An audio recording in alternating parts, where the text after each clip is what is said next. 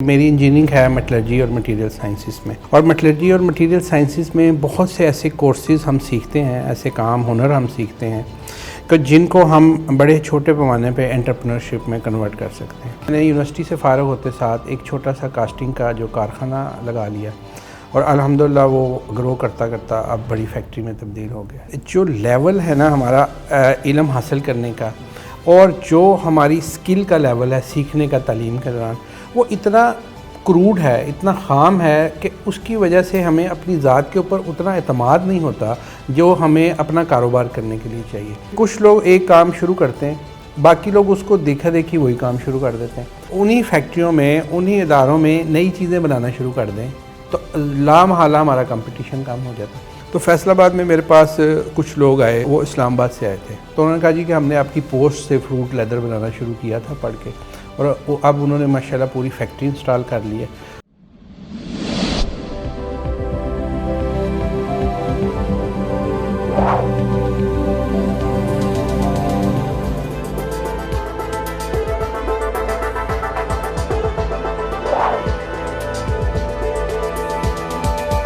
السلام علیکم ناظرین، شیئرنگ آف پروفیشنل وزڈم کے ساتھ میں ہوں علی رحمان خالد۔ آج جو مہمان ہمارے ساتھ موجود ہیں، ان کی گفتگو انتہائی اہم ہے، کیونکہ یہ ان لوگوں کے لیے ہے جو لوگ بے روزگار ہیں یا جو لوگ اپنا بزنس سٹارٹ کرنے کا پیشن رکھتے ہیں، لیکن ان کی ڈیسیژن میکنگ پاور تھوڑی سی کم ہے، اور ان کے اندر وہ حوصلہ، وہ جرت اور وہ کانفیڈنس نہیں ہے کہ وہ ڈیسیژن لے کے اپنا بزنس سٹارٹ کر سکیں۔ یہ ہمیں بتائیں گے کہ کس طرح چھوٹے چھوٹے بزنس جو 1 لاکھ سے 7 لاکھ کی مالیت میں آپ شروع کر سکتے ہیں اور ان کے ذریعے اچھی ارننگ بھی کر سکتے ہیں۔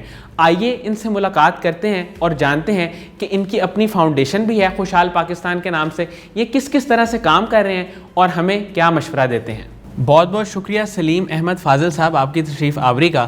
سر سب سے پہلے تو مجھے یہ بتائیں کہ آپ نے انجینئرنگ کی UET لاہور سے میٹل اینڈ میٹلرجی میں، اس کے بعد آپ بزنس کی طرف کب، کیسے اور کیوں آئے، اور آپ نے کیسے سوچا کہ آپ بزنس سے زیادہ بہتر ارننگ اور ایک اچھا لائف سٹائل گزار سکتے ہیں؟ بسم اللہ الرحمن الرحیم۔ جی سب سے پہلے تو میں آپ کا شکر گزار ہوں قاسم علی شاہ صاحب کا کہ انہوں نے مجھے یہاں بلایا۔ جی گزارش یہ ہے کہ میری انجینئرنگ ہے میٹلرجی اور مٹیریل سائنسز میں، اور میٹلرجی اور مٹیریل سائنسز میں بہت سے ایسے کورسز ہم سیکھتے ہیں، ایسے کام ہنر ہم سیکھتے ہیں کہ جن کو ہم بڑے چھوٹے پیمانے پہ انٹرپرینورشپ میں کنورٹ کر سکتے ہیں۔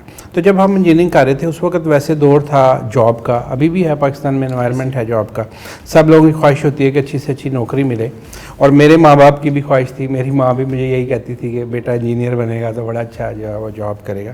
لیکن میں نے یہ سوچا کہ جاب کرنے سے جو ریٹ آف پروگرس یا جو گروتھ ہے وہ ویسا کبھی نہیں ہو سکتا جیسا انٹرپرینورشپ میں ہو سکتا۔ تو پھر ایجوکیشن کے دوران ہی میں نے سلیکشن کی 2-3 ایسے کاموں کی کہ جس کے اندر میں تعلیم کے دوران میں نے اس کو ایکسیل کیا، اس کی آپٹیمائزیشن کی، اور پھر میں نے فارغ ہوتے ساتھ ہی ایک فیکٹری انسٹال کی۔ میں نے کاسٹنگ کا کام سلیکٹ کیا کیونکہ ہمارے ادھر ٹریکٹر بہت بنتا، موٹر سائیکلیں بہت بنتی تھیں، تو اس کے اندر کاسٹنگ کا کام بہت زیادہ تھا۔ تو پھر میں نے یہ سلیکٹ کیا، میں نے سوچا کہ اگر میں کاسٹنگ میں جاؤں گا تو اس میں فیوچر ہوگا۔ تو پھر تب ہی میں نے یونیورسٹی سے فارغ ہوتے ساتھ ایک چھوٹا سا کاسٹنگ کا جو کارخانہ لگا لیا، اور الحمدللہ وہ گرو کرتا کرتا اب بڑی فیکٹری میں تبدیل ہو گیا۔ سر ہمارے یہاں سب سے بڑی پرابلم یہ ہے کہ لوگوں کا بزنس مائنڈ سیٹ نہیں ہے، زیادہ تر لوگ جاب کی طرف ہی رہتے ہیں۔ آپ ان کو کیا ایڈوائز کریں گے کہ جس طرح پاکستان میں بے روزگاری ہے اور مشکلات ہیں، تو بزنس مائنڈ سیٹ کی طرف انہیں آنا چاہیے؟ اچھا، سب سے پہلے تو اس کی کاز پہ بات کرتے ہیں نا جی، ایسا کیوں ہے؟ بیسیکلی جو لیول ہے نا ہمارا علم حاصل کرنے کا، اور جو ہماری سکل کا لیول ہے سیکھنے کا تعلیم کے دوران، وہ اتنا کروڈ ہے، اتنا خام ہے کہ اس کی وجہ سے ہمیں اپنی ذات کے اوپر اتنا اعتماد نہیں ہوتا جو ہمیں اپنا کاروبار کرنے کے لیے چاہیے۔ ایک بچہ جو گریجویشن کر کے آتا ہے، اس کے ذہن میں اتنا اعتماد نہیں کہ میں اپنا کام کروں گا تو میں کامیاب ہو جاؤں گا، اس لیے وہ یہ سمجھتا ہے کہ جی میری سیکیورٹی اس میں ہے، میری فائنینشیل سیکیورٹی اس میں ہے کہ میں کسی ادارے میں نوکری کرنا شروع کر دوں۔ اب نوکری اگر آپ کسی بڑے ادارے میں کرتے ہیں، وہاں پہلے سے ماحول بنا ہوا ہے، وہاں پہ ایک لرننگ کی بھی اسپیس ہو جاتی ہے، وہاں پہ اگر کوئی تھوڑا سا ان ایفیشینٹ بندہ کام کر رہا ہے تو وہ بھی چل جاتا ہے۔ تو میرے خیال میں یہ ساری کہانی بیس کر رہی ہے لیک آف اسکل اور لیک آف نالج پہ، اور اگر ہم تھوڑا سا اپنا جو ایجوکیشن سسٹم ہے اس کو امپروو کر دیں اور اس کو اسکل اورینٹیڈ کر دیں، جیسے کہ ہم نے اس کو لرننگ بیس رکھا ہوا، اگر ہمارا ایجوکیشن سسٹم تھوڑا سا اسکل اورینٹیڈ ہو جائے تو ڈیفینیٹلی ہمارے لوگوں میں اتنا اعتماد ہوگا کہ وہ نوکری تلاش کرنے کی بجائے انٹرپرینورشپ کی طرف جائیں گے. لیکن یہ بات بہرحال ہے کہ ہر لحاظ سے انٹرپرینورشپ نوکری سے 100 درجہ بہتر. سر آپ بہت سارے اسمال اسکیل بزنس آئیڈیاز یا جسے اسٹارٹ اپس کہہ لیں اس کے آئیڈیاز آپ شیئر کرتے ہیں لوگوں کے ساتھ. اس حوالے سے آپ کئی آرٹیکل بھی لکھ چکے ہیں, 50 کے قریب تقریباً آپ نے آرٹیکل لکھے ہیں. سر کچھ آئیڈیاز آپ ہمارے ساتھ شیئر کریں, جو لوگ ہمارا انٹرویو دیکھ رہے ہیں ان کے ساتھ آپ کچھ بزنس آئیڈیاز شیئر کریں تاکہ وہ بھی اگر کوئی بے روزگار ہے تو اس کی ہیلپ ہو جائے. اچھا, سب سے پہلے تو میں اس کی بیسک تھیوری بتا دوں کہ یہ ایسا کیوں ہوا. ایسا کرنے کی وجہ یہ تھی کہ ہمارے لوگ جتنے بھی کاروبار کر رہے ہیں, انٹرپرینورس ہیں, ان کے پاس اسکوپ آف ورک بہت کم تھا. جو میں نے دیکھا کہ کچھ لوگ ایک کام شروع کرتے ہیں, باقی لوگ اس کو دیکھا دیکھی وہی کام شروع کر دیتے ہیں. اب وہ جو سارے لوگ ایک ہی مارکیٹ میں اپنی پروڈکٹ لے کر جاتے ہیں تو مارکیٹ سیچوریشن ہو جاتی ہے. مارکیٹ سیچوریشن کی وجہ سے کمپٹیشن بنتا ہے, اس سے ان کی پرائس کم ہوتی ہے اور ان کے مارجنز کم ہونا شروع ہو جاتے ہیں. اچھا, اگر ہم انہی فیکٹریوں میں, انہی اداروں میں نئی چیزیں بنانا شروع کر دیں تو لامحالہ ہمارا کمپٹیشن کم ہو جاتا ہے. اچھا, میں نے یہ تھیوری دیکھتے ہوئے میں نے ایسے کام تلاش کیے کہ جو پاکستان میں نہیں ہو رہے تھے, لیکن ان کے لیے پاکستان میں انوائرمنٹ دستیاب تھی, ان کی مارکیٹ ہے اور ان کے را مٹیریل موجود ہیں. تو یہ کام پھر میں نے سمجھ لیں کہ پوری دنیا سے, پورے خطے سے تلاش کیے, چائنا سے اور فلپائن اور ادھر ادھر جتنے بھی ہمارے ارد گرد ممالک ہیں, کہ وہاں ہم نے دیکھا کینلی لوگوں کو جا کے کہ ڈومیسٹک لیول پہ, گھریلو سطح پہ جو کام ہو رہے ہیں ان کو وہاں سے ہم نے سیکھا, سمجھا, اور ان کی پھر فیزیبلٹیز اور ان کا سارا طریقہ, ان کی مشینری, یہ ہم نے شیئر کی. تو بیسیکلی اس کی ایک تو یہ تھیوری تھی. اچھا, اب رہی بات کہ جی وہ کون کون سے کام ہیں, تو ان کاموں میں زیادہ تر وہ کام ہیں جو فوڈ سے ریلیٹڈ ہیں, کیونکہ پاکستان ایک ایگریکلچر کنٹری ہے, اور ایگریکلچر کنٹری ہونے کے ساتھ ساتھ ایگریکلچر کے اندر ہمارا نالج بہت کم ہے. حالانکہ ہم ایگریکلچر کنٹری ہیں, اس کے اندر ہم نے ٹیکنالوجی کو, سائنس کو اس فیلڈ کے اندر اڈاپٹ نہیں کیا, جس کا نتیجہ یہ ہوتا ہے کہ ایک تو ہماری جو کراپ ہے وہ بھی اتنی اچھی نہیں ہوتی جتنی باقی لوگوں میں ہو رہی ہے, یہ ییلڈ پر ایکڑ جس کو آپ کہتے ہیں.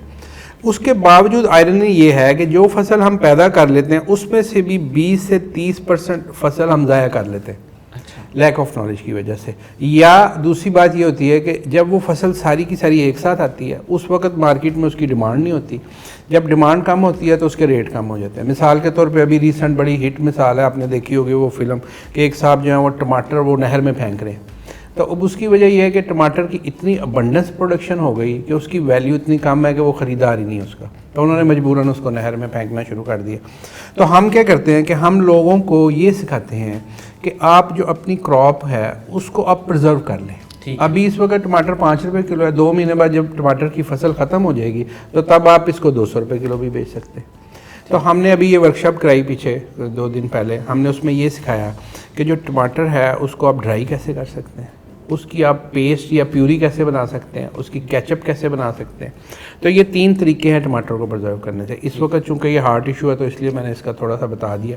اور یہ جو سارا کام ہے اس کے لیے کوئی بہت بڑی انڈسٹری کی ضرورت نہیں ہے, یہ سارے کام محض 20-30 ہزار روپے میں ہونے والے ہیں.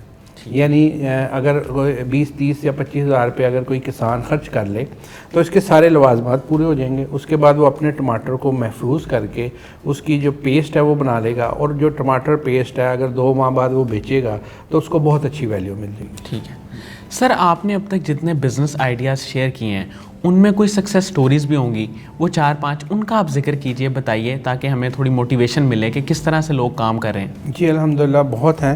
ابھی مجھے تقریباً کوئی 2 سال کے قریب ہو گئے لکھتے ہوئے. تو پہلے تو ظاہر ہے کہ اتنا اس کی وہ ایکسیپٹنس یا وہ ریپل نہیں تھا, لیکن 1 سال سے تقریباً اب لوگوں کو اندازہ ہونا شروع ہو گیا کہ یہ واقعی پریکٹیکل چیزیں ہیں.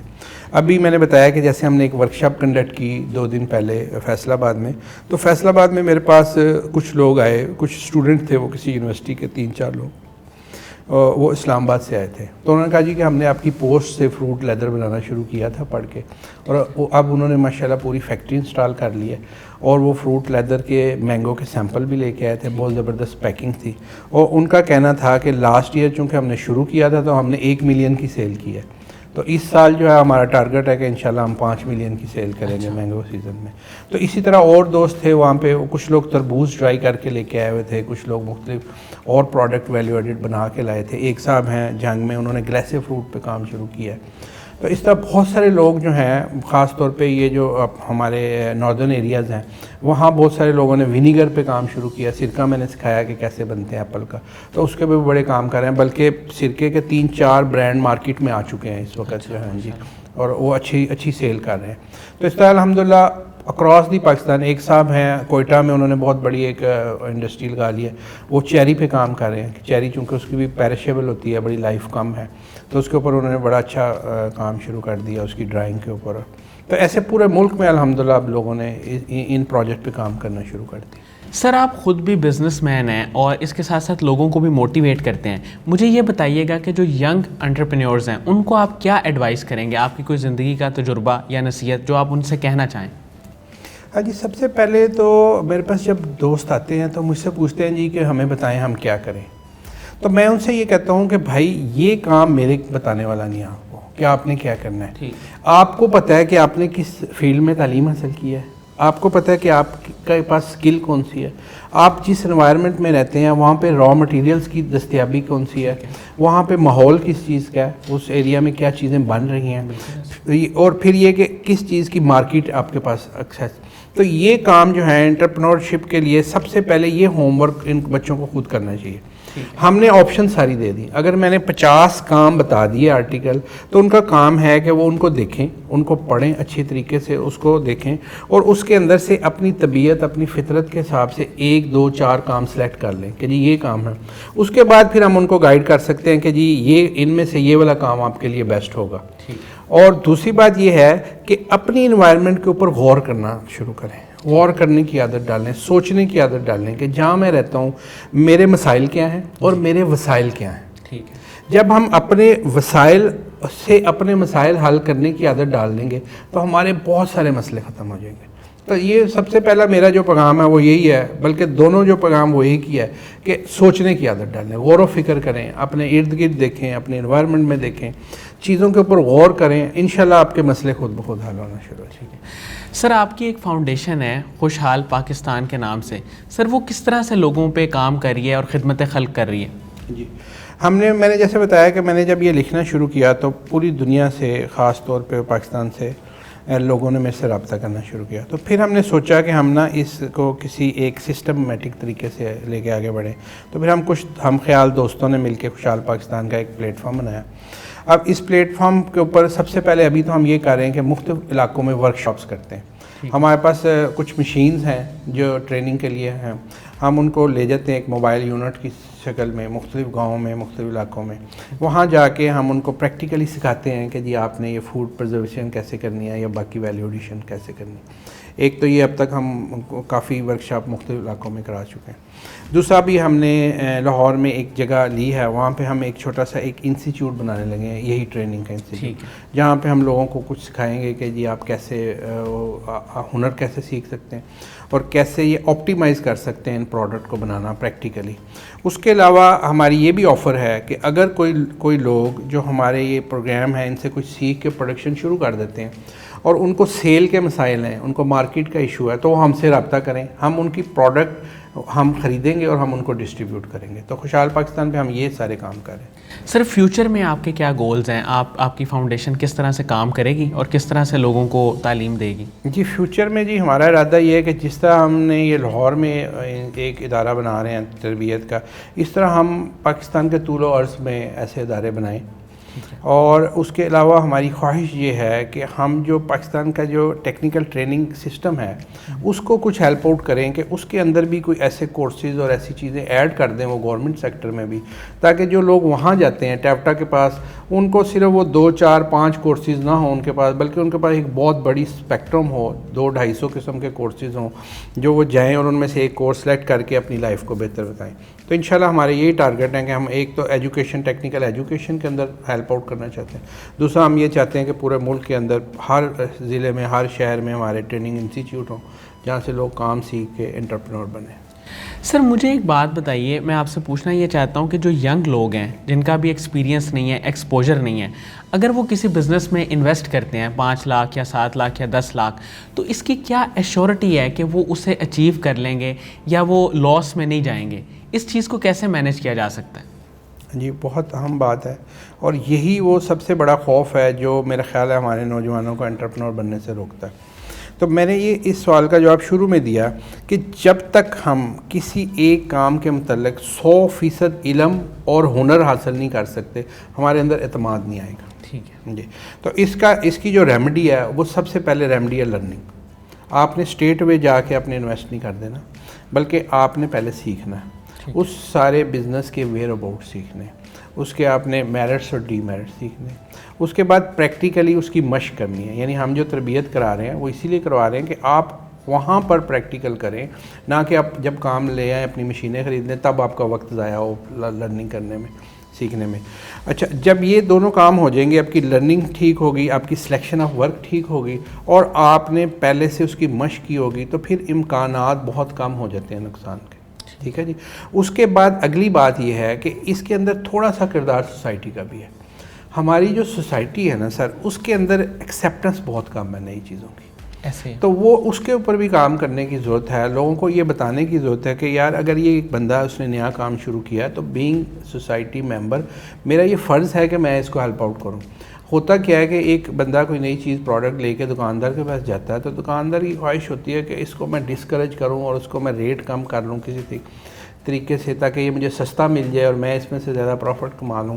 تو یہ ہیومن بیہیویئر جو ہمارے سوسائٹی میں ہے نیگیٹو، یہ ابھی ان میں وقت لگے گا ہمیں۔ میں نے ابھی درخواست کی قاسم علی شاہ صاحب سے بھی کہ اس کے اوپر ہمیں کام کرنے کی ضرورت ہے۔ لوگوں کو یہ سکھانا چاہیے، مینرز سکھانے چاہیے کہ being a useful member of society ہمیں کیسے بیہیو کرنا چاہیے۔ تو بہرحال میرے خیال میں اگر پراپر لرننگ کے ساتھ اگر کوئی بندہ کام کرتا ہے تو امکانات کامیابی کے 90% ہیں۔ سر قاسم علی شاہ صاحب کے ساتھ آپ کا ایک اچھا تعلق ہے، آپ ان کے ویڈیو لیکچرز بھی سنتے ہیں، ان کی کتابیں بھی ہیں، ان کے کام کے بارے میں آپ کیا کہیں گے؟ سر میں تو یہ کہوں گا کہ he is a blessing for the nation, اور میرے خیال میں جو کسی اچھے انسان کی ڈیفینیشن ہے نا وہ ہے اعلیٰ ظرفی۔ میں سمجھتا ہوں کہ جو ہمارا مذہب ہے وہ بھی مسلمان کو اعلیٰ ظرف مسلمان دیکھنا چاہتا ہے، اور میں نے اپنی زندگی میں جو چند اعلیٰ ظرف لوگ دیکھے ہیں، قاسم علی شاہ صاحب ان میں سے ایک ہیں الحمدللہ۔ تو بہت ہی خوبصورت انسان ہے اور انسانوں کی بھلائی کا بہت اچھا کام کر رہے ہیں۔ اللہ تعالیٰ ان کو لمبی زندگی دے، ان کو صحت اور ایمان کی زندگی دے، اور ان کو اور اللہ تعالیٰ ترقی اور برکت دے۔ بہت بہت شکریہ سلیم احمد فاضل صاحب آپ کی تشریف آوری کا، آپ کے وقت کا۔ ناظرین، مجھے امید ہے کہ جو لوگ بزنس آئیڈیا کے بارے میں جاننا چاہتے تھے اور خاص طور پہ اسمال اسکیل بزنس آئیڈیاز کے بارے میں جاننا چاہتے تھے، ان کے لیے انٹرویو انتہائی مفید ثابت ہوگا۔ اپنا بہت ہی خیال رکھیے گا۔ شکریہ، اللہ حافظ۔